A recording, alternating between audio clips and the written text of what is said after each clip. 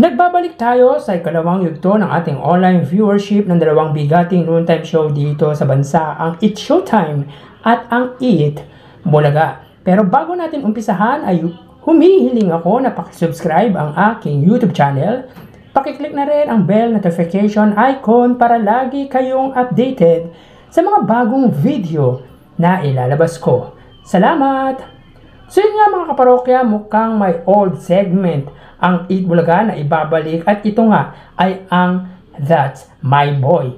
Siyempre, sino ba ang produkto ng segment na ito? Walang iba kundi si Goyong at si Tolitz na ngayon ay matatanda na. So siyempre, ang target nito ay batang lalaki. Ito yung one of the original segments ng Eat Bulaga na para sa mga bata. Good news ito para sa mga batang may pangarap na maging artista dahil sa pagkakataon na nila ipakita ang talent nila at yung pagiging bibo nila. So abangan natin to mga kaparokya. Samantala, quick recap lang tayo sa online viewership para sa unang yugto.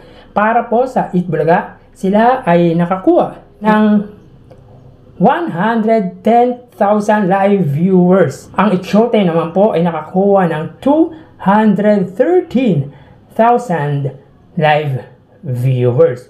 So yun po ang kanilang live viewership sa unang yugto. At talaga makikita po natin na dikit po ang viewers nila pagdating sa Facebook Live, kung saan ang Eat Bulaga ay may 15,000 at ang Eat Showtime naman ay may 18,000 viewers.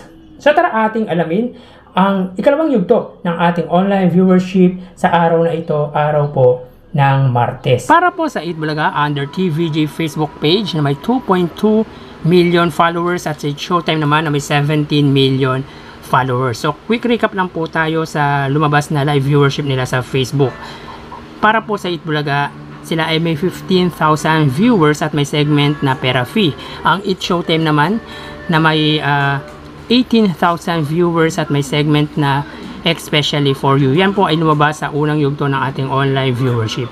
So as of 1:29 PM, makikita po natin dito mga kaparokya, ang Eat Bulaga ay may 12,800 live viewers. Samantalang ang Eat Showtime naman, makikita po natin dito ang kanilang live viewership ay 27,800 at may segment na especially for you. So click po natin mga kaparokya para makita po natin yung online viewership nila. Ang Eat Bulaga ay may 12,700 viewers at ang Eat Showtime naman ay may 27,000 live viewers. So ulitin po natin mga kaparokya. Para po sa Eat Bulaga, sila ay may 12,700 live viewers at ang Eat Showtime naman po ay may 27 point something. So dito makikita po natin pagdating sa live viewership nila, ang Eat Showtime pa rin po ang siyang angat pagdating sa viewership nila sa Facebook. So sa ikalawang yugto mga kaparokya, nabawasan po ang viewers ng Eat Bulaga ng 3,000 at ang Eat Showtime naman po ay nadagdagan ng 9,000 viewers. So mapunta naman po tayo sa TV Network YouTube channel. So para po sa Eat Bulaga, under po yan sa TV5 Philippines na may 1.72 million subscribers. Ang Eat Showtime naman po, under naman po sa ABS-CBN Entertainment YouTube channel na may 47.3 million subscribers. So sa unang yugto mga kaparokya, ang TV5 po ay may 35,000 viewers. Ang Eat Showtime naman po ay may 102,000 live viewers. So click po natin mga kaparokya. Para po sa TV5, sila ay may 42,000 live viewers. Ang Eat Showtime naman po ay may 117,000 live viewers. So ulitin po natin mga kaparokya. Para po sa Eat Bulaga, sila ay may 42,000 live viewers.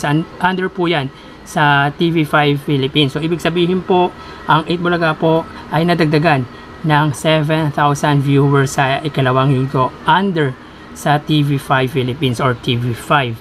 Ang Eat Showtime naman po, sila ay may 116,000 live viewers.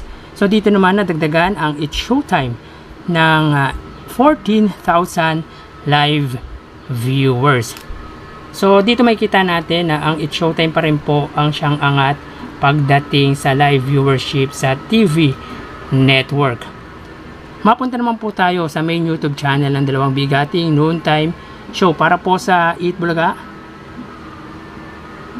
na may kasalukuyang subscribers na 931,000. Sa It's Showtime naman na may 2.11 million subscribers. Under po yan sa ABS-CBN Entertainment.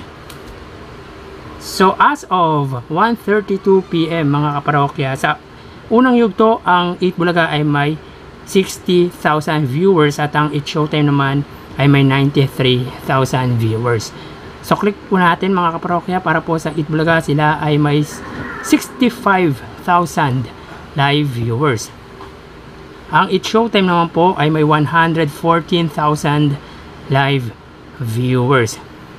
So ulitin po natin, as of 1:33 PM ang Eat Bulaga, sila ay may 65,000 live viewers. Ang It's Showtime naman po ay may 115,000 live viewers. So kita po natin ang diferensya ng kanilang viewership. Ang lamang po ng It's Showtime ay 50,000 viewers pagdating sa kanilang main YouTube channel. So bali, ang Eat Bulaga po ay nadagdagan po ng 5,000 sa ikalawang yugto at ang It's Showtime man po ay nadagdagan po ng 22,000 mula sa unang yugto papunta sa ikalawang yugto.